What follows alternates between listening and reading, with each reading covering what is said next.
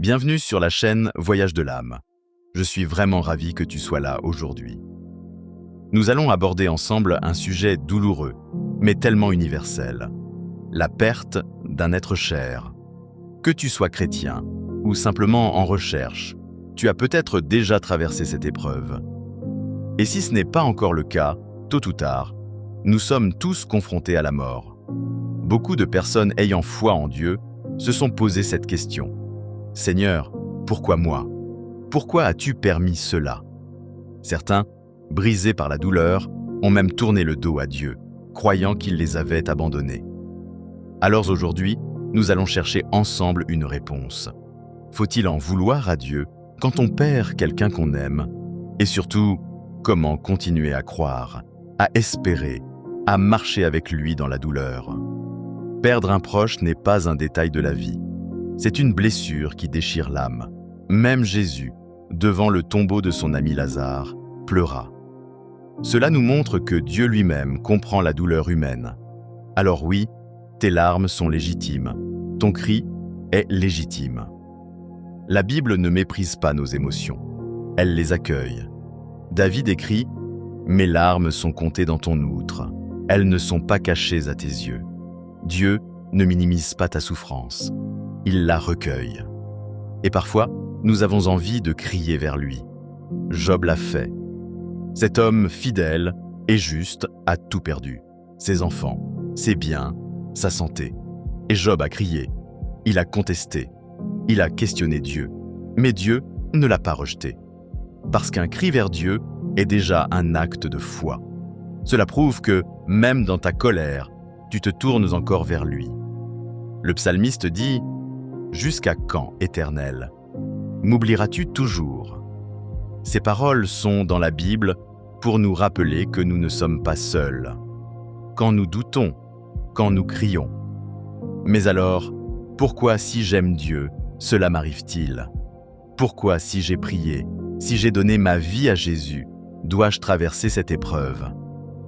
Le psaume 139 nous dit « Tous les jours de ma vie étaient écrits dans ton livre, avant qu'aucun d'eux n'existe.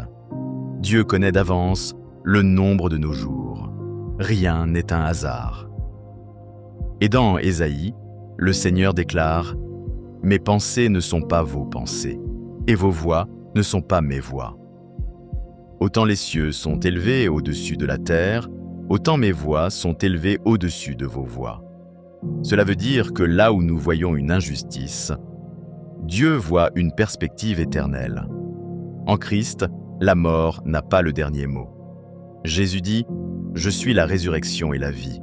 Celui qui croit en moi vivra, quand même il serait mort. » Ton être cher n'a pas disparu. Il est passé de l'autre côté, dans les bras du Père. Ce que nous appelons une fin, Dieu l'appelle un commencement. La mort n'est pas une défaite. Pour ceux qui sont en Christ, elle est une victoire. Regarde la croix. Aux yeux des hommes, c'était un échec, une fin, une injustice. Mais dans le plan de Dieu, c'était une victoire. La plus grande de toutes. Paul écrit « Ma grâce te suffit, car ma puissance s'accomplit dans la faiblesse. » C'est dans ta douleur, dans ta fragilité, que Dieu agit avec le plus de force. Ton deuil peut devenir un témoignage. Tes larmes peuvent devenir une source de consolation pour d'autres. Éphésiens dit « Nous sommes son ouvrage, créé en Jésus-Christ, pour des œuvres bonnes, que Dieu a préparées d'avance. » Chaque vie est une mission. Ton être cher a accompli la sienne. Aujourd'hui, toi, tu respires encore, parce que ton chemin n'est pas fini. Ne laisse pas la douleur t'éteindre.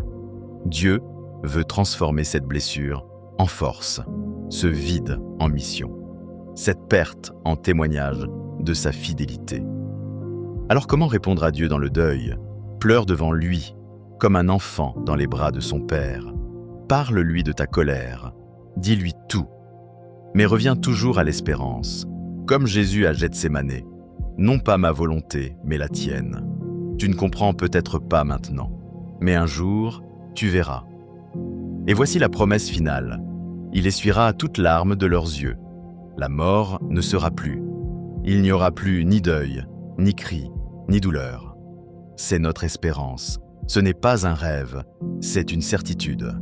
La mort est vaincue par Jésus-Christ. Alors, faut-il en vouloir à Dieu quand on perd un être cher? Non, parce que Dieu n'est pas l'auteur du mal. Il est le consolateur au milieu du mal. Il n'est pas celui qui t'abandonne. Il est celui qui marche avec toi dans la vallée de l'ombre de la mort.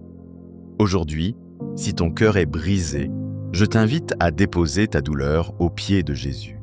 Dis-lui, « Seigneur, je ne comprends pas, mais je choisis de te faire confiance. » Et laisse son esprit t'apporter la paix que le monde ne peut pas donner. Oui, la mort blesse, mais Christ a déjà remporté la victoire. Ton être cher n'est pas perdu, il est dans la lumière de Dieu. Et toi, tant que tu vis, tu as encore une mission à accomplir. Alors relève-toi, marche, et laisse Dieu transformer ton deuil en témoignage de sa gloire.